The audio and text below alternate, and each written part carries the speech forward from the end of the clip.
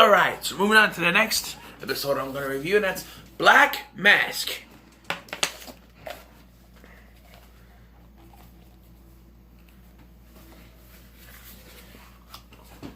So the episode begins with, wait, this mask is not black. Oh, I know.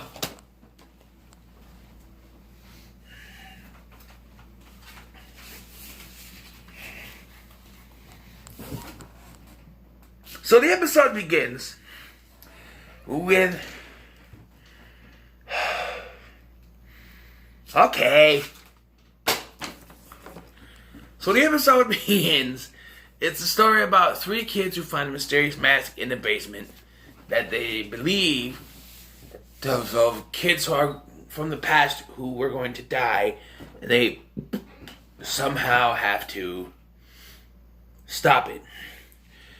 So the episode starts with these three kids, Bill, Julie, and Rob, with two B's because he is cool.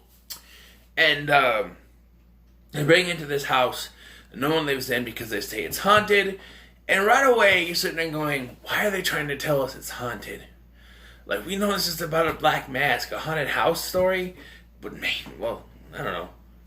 But unless the black mask, you put it on, it summons ghosts and stuff, but that's not what it does.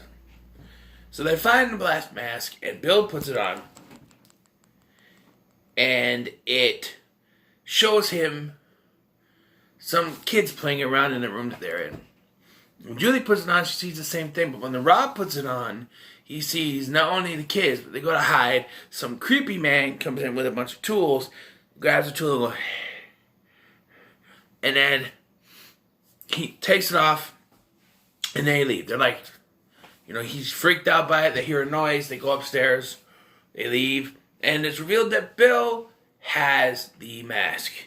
And he puts it on, but it doesn't work there.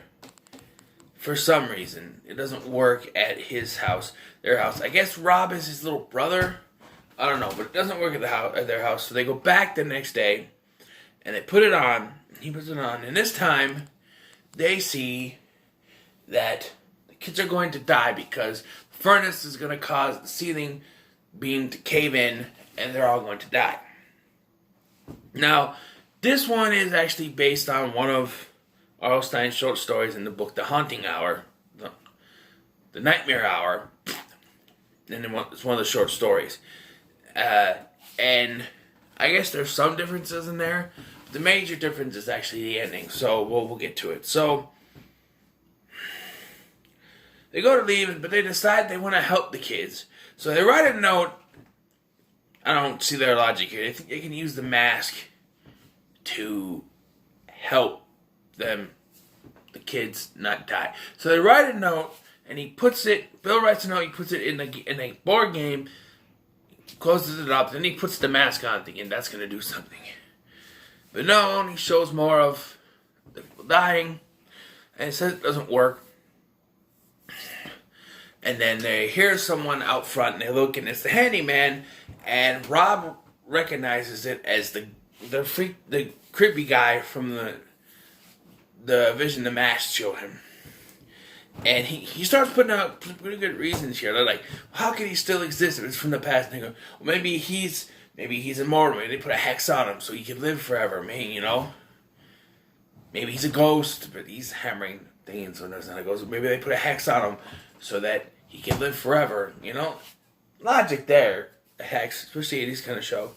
The guy leaves, and then Rob takes off afterwards.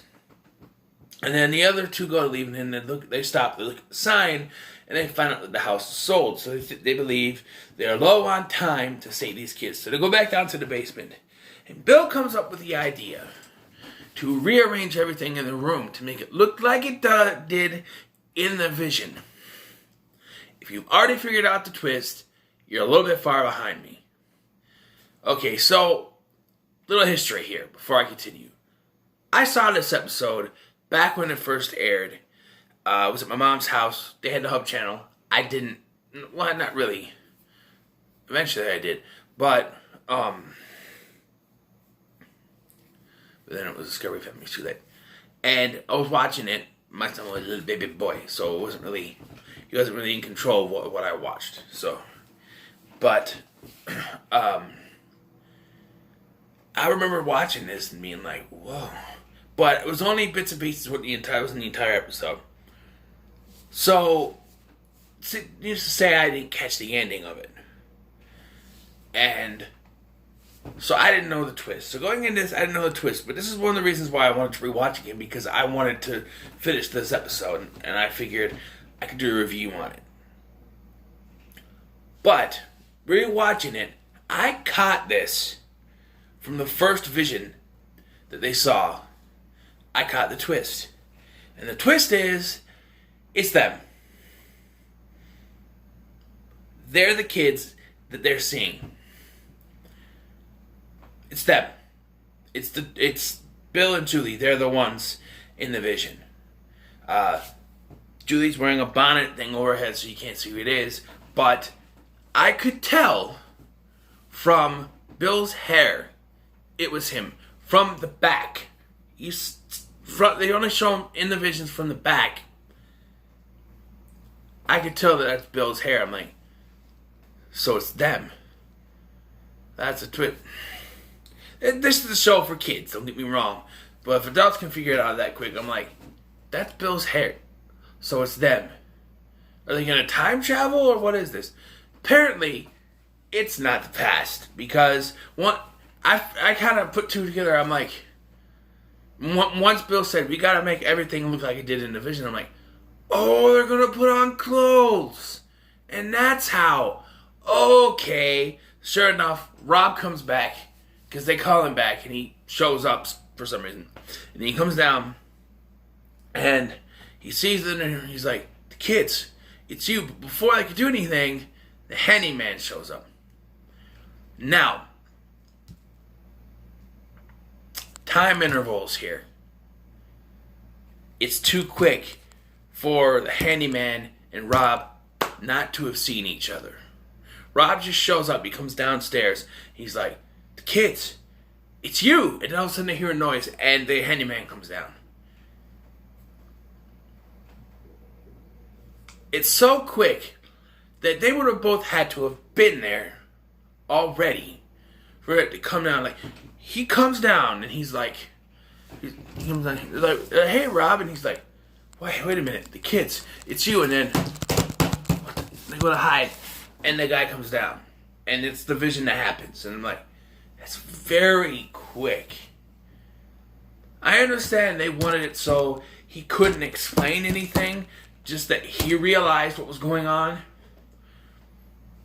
Because Ryan is secretly the hero of Rob is secretly the hero of this episode. I should tell you. So, just so you know. So, the vision plays out. The handyman comes down, he opens his tools, and a weird look. But then he notices the kids in the corner and asks what they're doing there. Then the furnace explodes, which doesn't hurt the handyman at all. And then the beam's going to come down, and Rob realizes that it wasn't the kids that needed to be saved, but the handyman. So he saves the handyman. And the episode awkwardly ends with him telling the kids to get, the handyman telling the kids to get out. And then Julie looking at the mask with it repeating, does the future. It was the future. It was the future. And it ends. I'm just like, wait, that's the ending? I hate it when they end movies or TV shows with those quick endings. They give us no, like there's no explanation. Like, they don't talk. They don't explain what was going on to the handyman. The handyman doesn't yell at them. There's nothing. They just look at the mask, laying there, and like, the future. It's the future. It's the future. And what? No, that's not how you end an episode. Now, the original short story ended differently. In that short story, the kids actually died. But they changed it because it's a kid's show. I don't want to kill kids. Although the previous episode of this, I should mention, was about a zombie. It didn't thrill me too much, and it really wasn't much to talk about. but it's about a kid who wanted a pet. And so he finds a zombie that supposedly he brought back to life because he was using electricity to bring out worms for his school science class. And then the zombie shows up shortly after that, so you're made to believe that he's... But, and so the kid decides, because his mom says he keeps killing his pets keep dying, that, oh, I got a zombie. Can't die. But eventually, the zombie decides to take the kid as his pet. And it's revealed he's living with his mother, and the conversation parallels what the kid said to his mother. I don't know. It was stupid. I'm glad I didn't cover it, but I just want to talk about it because this episode's better. But the only thing that really I didn't like was that quick ending. Just like, okay, it happened. What we showed in the vision, it happened. Let's end. We gotta have an ending scene. Oh, we'll just have her look down at the thing and say, the future, end.